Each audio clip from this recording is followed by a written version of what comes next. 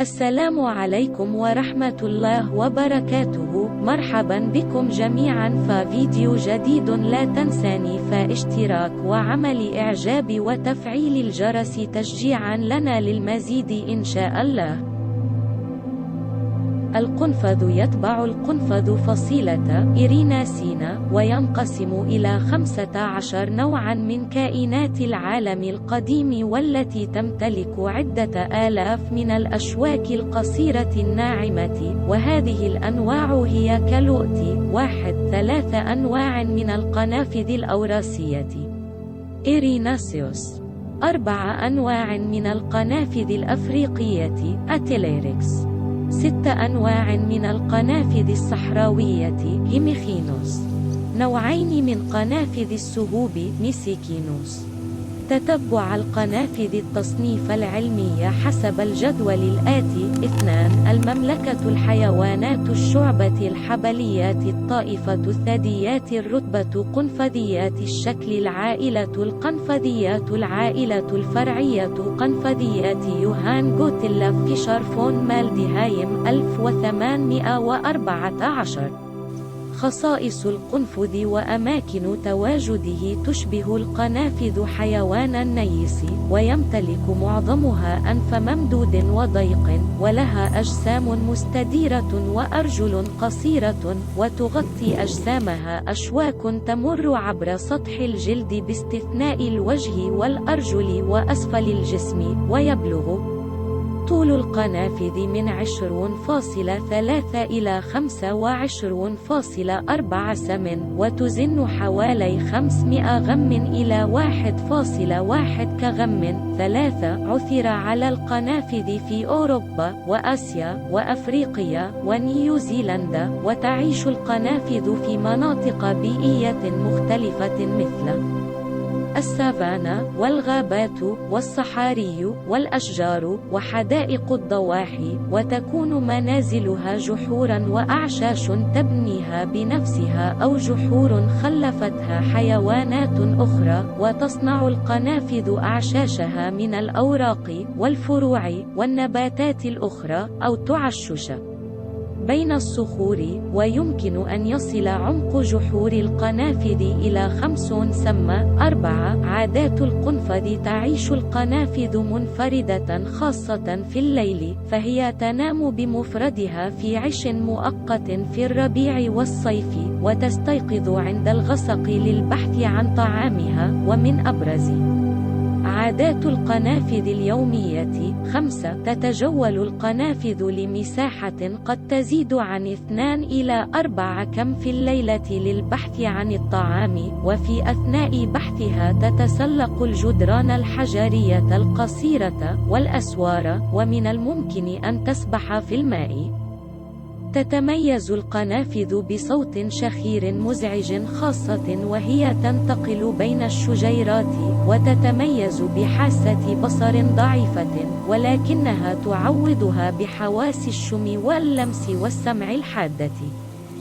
ترفع القنافذ أشواكها وتلتف في كرة ضيقة عند الشعور بالخطر لردع معظم الحيوانات. يمتلك القنفذ عادة غريبة، وهي الدهن الذاتي. عندما يصادف رائحة أو طعما قويا فإنه يلف رأسه مستديرا ويستخدم لسانه ليغطي أشواكه وفروه بلعاب رغوي، حيث لم يعرف الهدف من هذا السلوك للآن.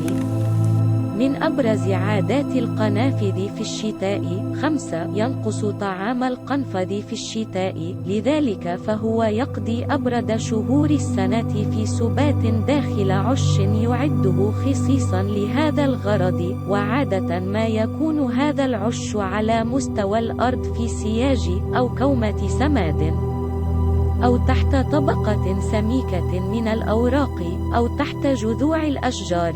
ويقضي القنفذ فصل الخريف في تناول أكبر قدر ممكن من الطعام لتخزينه كدهن يتم استخدامه أثناء النوم، وإذا لم تكن هذه الكمية كافية فقد يموت القنفذ في سباته خلال فصل الشتاء، وعادة ما يستمر السبات من شهر تشرين الثاني حتى شهر آذار، وخلال هذا الوقت تنخفض درجة حرارة جسم القنفذ لتصل إلى درجة حرارة المحيط حوله، ويخف تنفسه بدرجة كبيرة.